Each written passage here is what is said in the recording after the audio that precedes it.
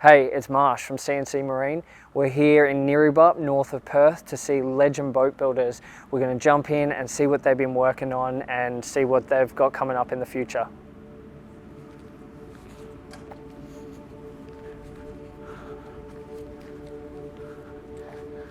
That's pretty cool. Safety first. Hey man. How you going? You right? You want me to give you a minute? Yeah, hold on. All right. Sorry. There you go. So what are you working on here, man? One of your 4.2s. Oh yeah? So a couple of them, Or yeah? two of them. Yeah. Yeah, just started really. Yeah, pretty early. So how's it all coming together? Yeah, so far so good. Yeah. Yep, easy enough. Got them all cleaned up, ready to go. All the frames and everything ready to plonk in, so Yeah, the cool. stringers are just sitting there at the moment. How does the weld marks help out? The stitch, yeah, the markings for the stitch marks and frames and all that, that's good. Yeah, Makes it a bit no, easier? that definitely does. Yeah, still got stitch patterns from back in the day when we were building cray boats and that. I'll still use it for marking stitch patterns and stuff, but Yeah, okay. this is a luxury having it, most of it drawn out for you. Yeah. Yeah, makes it a bit easier. Yeah. And the frame lines and everything like that. Yeah, no, they all match up. It's good. Yeah. And these ones are done in like the pen line, so that Yeah, they well, just like wash off. Yeah. A bit of metho cleans that up, whatever's left Yeah. when you're done, you know, but having the center lines marked on everything, stitch marks. So you're laying out like 1, 2 here. You're gonna do them at the same time? Well, probably get this one to a stage with the side sheets on, and possibly even the gunnels or the shear, and then at least it's locked in almost, you know, so we can move around and start this one too, I suppose. Yeah, I do hear that like working on multiple at once can like really speed up the process as well and get your time right down. Yeah. I guess like you're doing the same thing twice. So Exactly right. Yeah. So we'll see how we go. I'll see when that's ready to be moved a little bit, but yeah, I'll probably just do both at the same time, I suppose. Yeah. See how it goes. Yeah. Cool. Yeah. Very cool. But so we'll probably press everything at once, do all that in one go, so whatever needs pressing, we'll do that in one go. So while I'm putting these together, I'll get Vaughan to press everything up, and then that's ready then we can do the gunnel straight away and do both of them, and then slowly piece it together. Yeah. You want to show us a bit around? Yeah. What you got? So this is where the 8 metre was built. Oh yeah. Pretty much, I tacked it together to this stage over there. Yeah. That 8 metre was the very first thing that was delivered here. Yeah. Okay. So the big truck coming here, plonked it over there where all those other kits are. And then I started cutting that out just with my multi-cutter. That's all I had, power lead and a multi-cutter. Yeah. Yeah. Cut it all out of the flat pack, and then stood it all up in the corner there. Tacked part of it over there, got it to a point, and then when I bought my machinery down from Savannah's, moved the boat over to there so we can get all that in, and then Get in here, you reckon? Like, what's the biggest you reckon you can do? single hull. Well, someone asked me about an 11 metre the other day, but the only thing is it wouldn't fit out of the door. Oh yeah. I wonder if you just like knock a hole. I don't know. Well, we probably could with that pedestrian door. We could knock that out, get the boat out, and then make a wider door. Cool. Yeah, Hey, sort dude. of restricted. I brought you plants. Beauty. I don't know if you want to have a bit of a look at them. Yeah, as so well. that's these two sitting here. They only just got delivered. How they all come.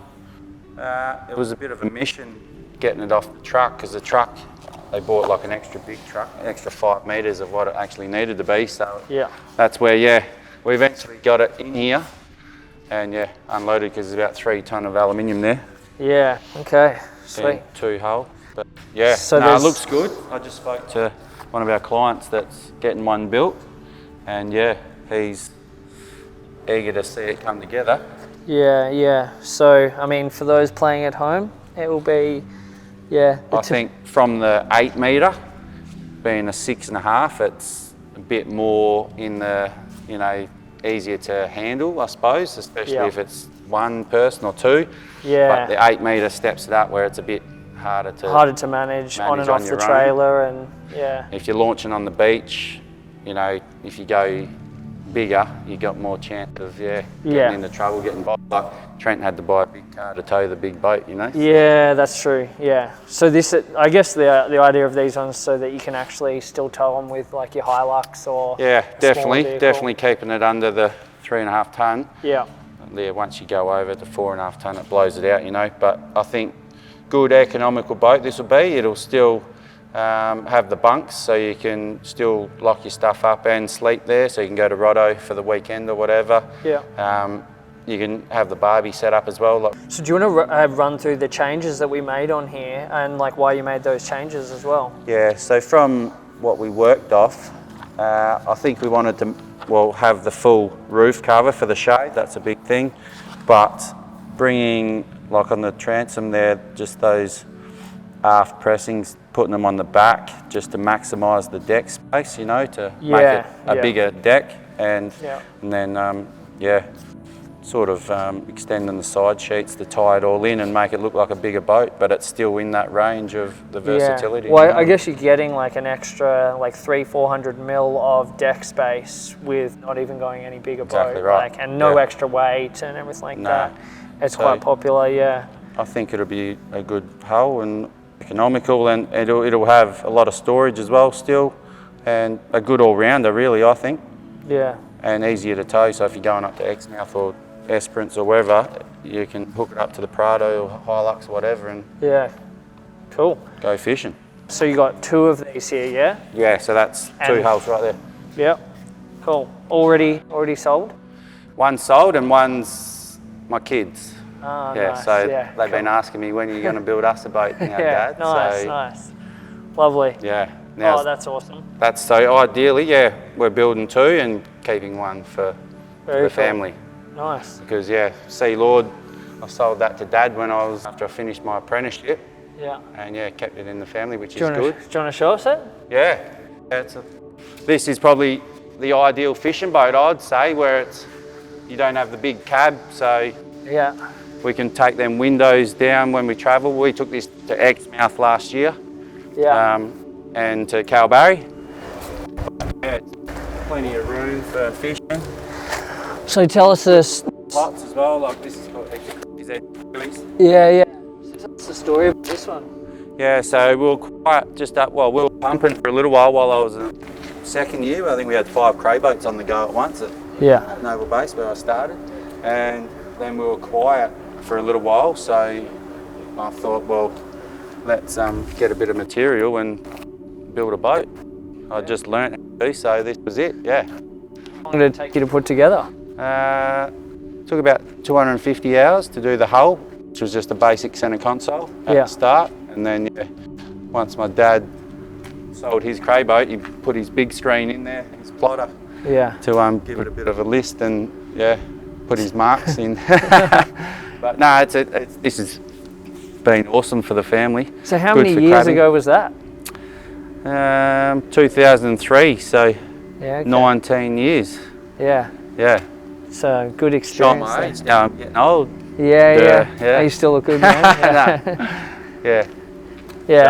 No, but it's a little ripper. I did have a Honda 90 on it when we started, and we've just upgraded to a 140, which does the job, you know. Where'd you do your apprenticeship? Legend Boat Builders in Naval Base. So we're building 60 to 80 foot fishing boats pretty much, mainly cray boats sort of thing.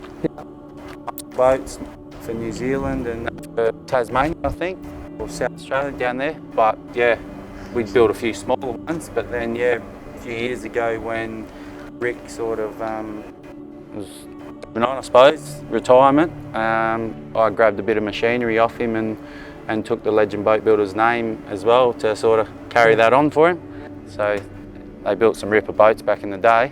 Actually, as a legend, the name suits keep the legend rolling, mate. Yeah, definitely. So this is where it all started, I suppose, and now I've been crayfishing in Savannah's for the last 10 years and doing my fabrication as well. Do a lot of balustrade, gates, pool fences and that sort of stuff as well, but now getting back into the boat building. So I've only been here for 12 months now. So I shifted all my stuff from Savannah's last year while building the 8 metre.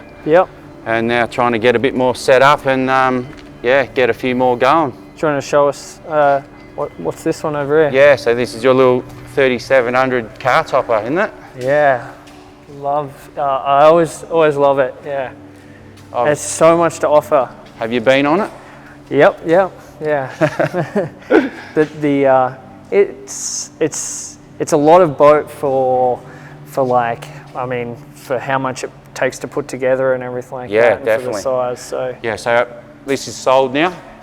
Okay. Yeah, so I've got a guy that wants this, but he also wants another one with a bit of a modified version.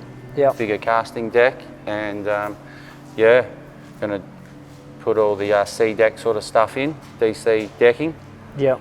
And yeah, I reckon this will finish off good. But this is what he wants. He reckons this is the ideal fishing boat for Australia. Yeah, okay, nice. Yeah, in the creeks and the rivers, he reckons this is it. So, okay, like 3.8 meters overall. I think it's like 1.4 wide or something like that. Yeah, 1550, I think. Okay, Yeah. So it's got a bit of beam, 1550. Full deck inside. There you go, yeah. I mean, it's a lot. Yeah, it's a lot of deck space. Like, could easily like have comfortably 2 guys, 3 even, like fishing out of that. I think 3, definitely if you're in the creeks, rivers. Yeah. Yeah, so he wants a little console there too. Yep. These are like really open to like customization as well. Yeah, so exactly right. you just sort of take this. This is going to have a few light bars, a bit of railing. The other modified version is going to have all storage and tackle boxes and stuff. Fuel, I think, will go there.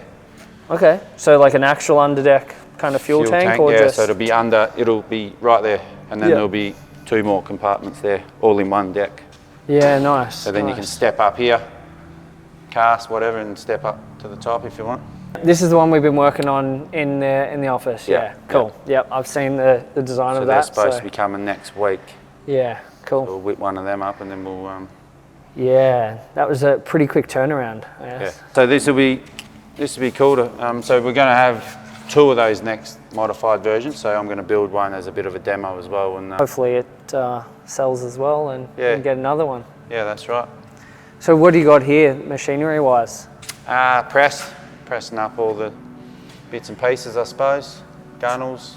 So this, do you have, like, what's the actual tooling on it? Is that just a 1/2-inch bar? That one is, yeah. Yeah. We've got a few different blades, but the 25mm diameter is a good one, 20mm diameter. I like to hang around the 20 to 25mm diameter for most pressings of what I do, get that soft edge. Yeah. I mean, like 95% of what comes out of CNC Marine will always be the like 1/2-inch radius. Yeah. Like internal. Yeah. So that works perfectly. Then we got the gillo.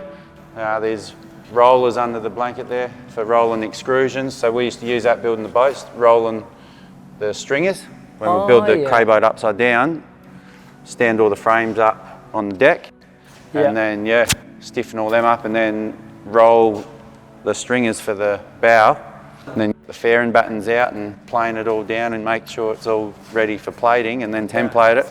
Explain some of that like old school process. Yeah, so that's what was good doing my apprenticeship with Legends, because we learnt how to roll a piece of plastic out, mark out the frames, whatever's been drawn. Like we used to loft it on the floor, loft all the frames, everything.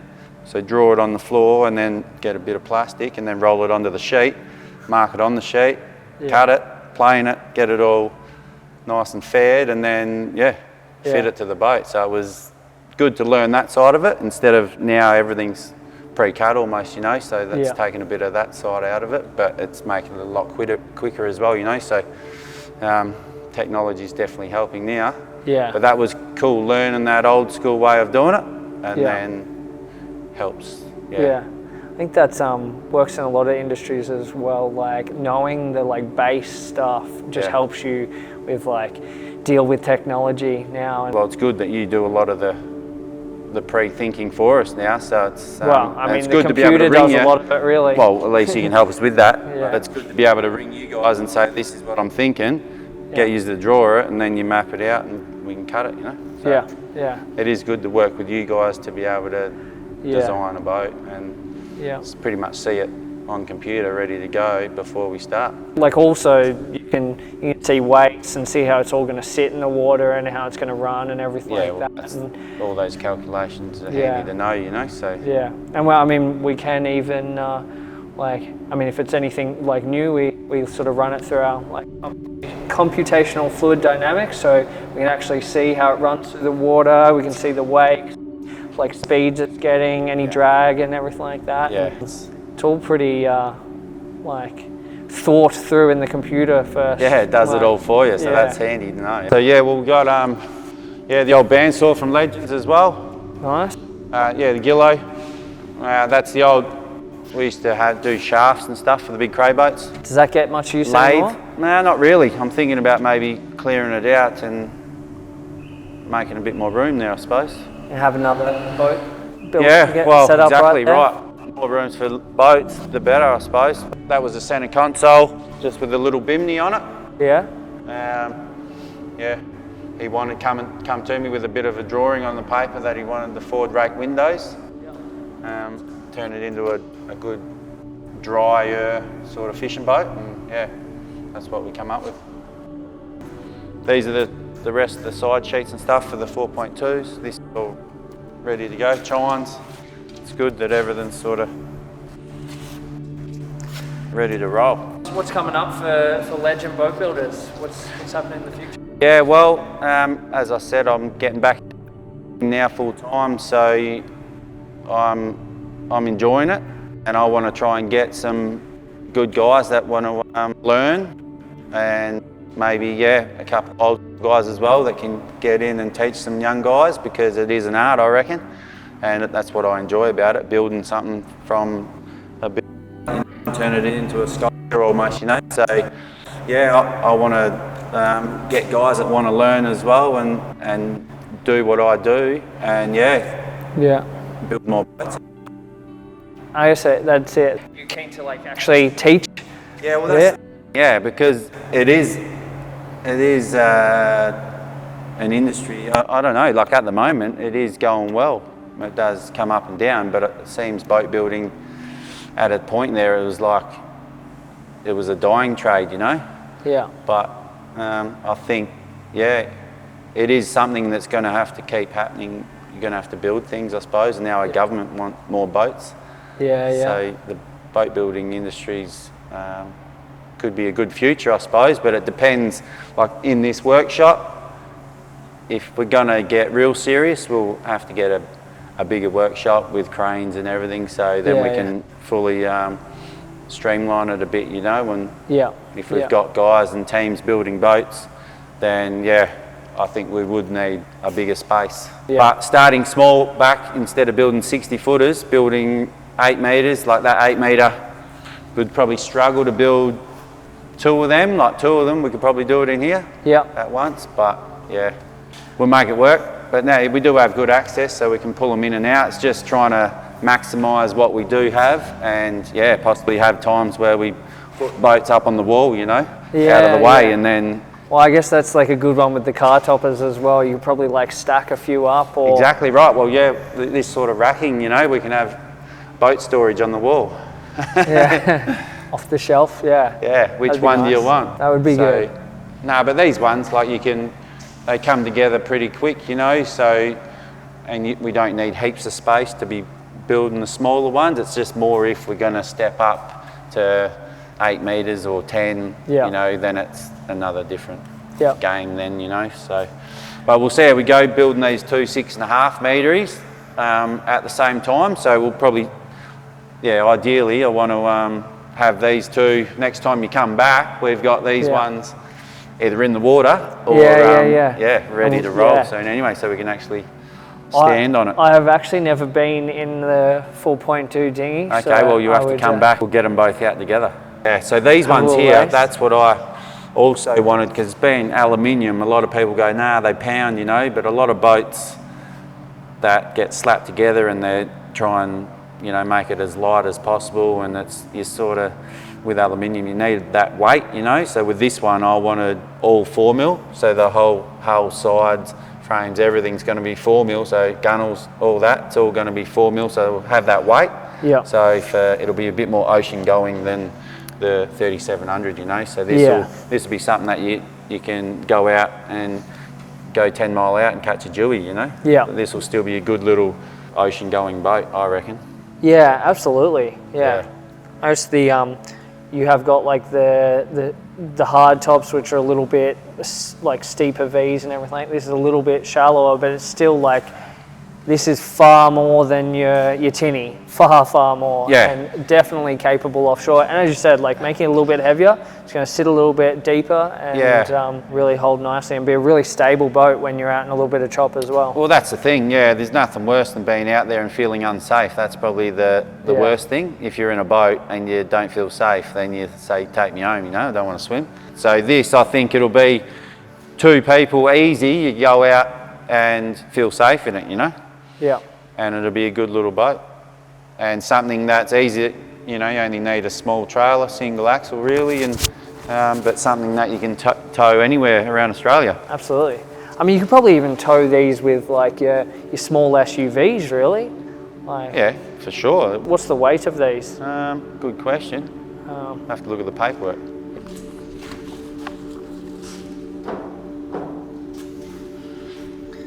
So what's that? The 400 kilo. Calcs. So yeah, dry mass of hull and deck is 400 kilos. Yeah. That's your material summary.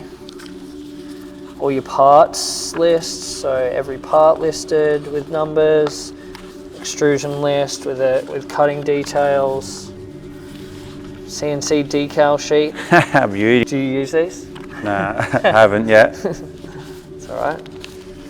I think.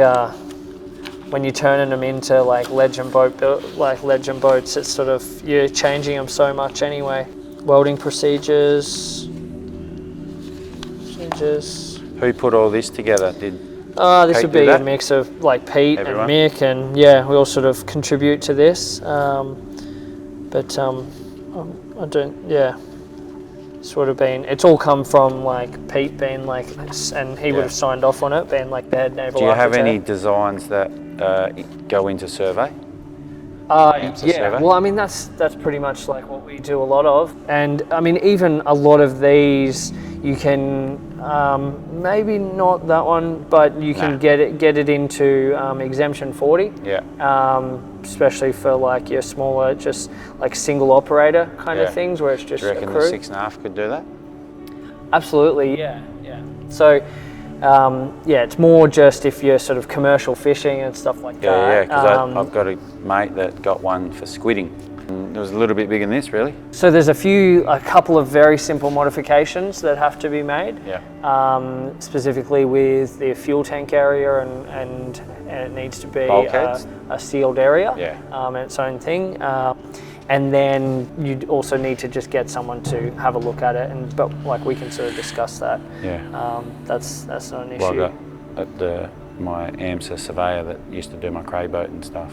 Yeah. So he helps out because I want to build one, and I'll get you guys to help us design one to go into survey. So a little mini legend. So we want to do another legend boat to go into survey. So a future project, I think, that we needed, but maybe keep it to around 8 to 9 metres maybe max. Yeah. Oh, 8-9 metres makes things so much easier for survey requirements. I think as soon as you hit that like 7.5 like onward, it just becomes a hell of a lot easier for like stability requirements and everything. Yeah. So that's something we can work on coming into the near future. We'll try and design a legend.